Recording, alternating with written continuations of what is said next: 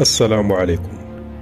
تداولت حسابات وصفحات على مواقع التواصل الاجتماعي مقطع فيديو لمواطن تركي وهو ينعى ويودع طفلته الرضيعة التي توفيت بين ذراعيه جراء الزلزال المدمر الذي ضرب تركيا وسوريا.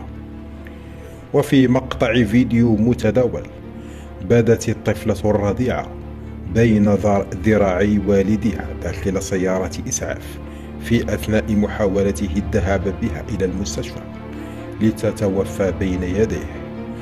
وظهر الأب وهو يبكي بحرقة، كما ظهر شخص آخر إلى جانبه وهو يبكي أيضا.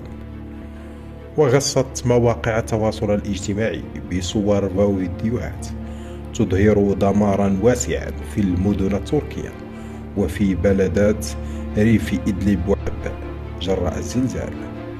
وانتشرت العديد من الصور المؤثرة لضحايا الزلزال الذي لم تشهد تركيا مثيلا له خلال العقود الماضية، وكان من بينها صور لسيدة تنظر من نافذة مكسورة وتظهر عليها مشاعر الحزن والخوف، وصورة ثالثة لأب متمسك بطفلته الصغيرة بعد انتشالها من تحت الأنقاض بعد 7 ساعات من الزلزال المدمر.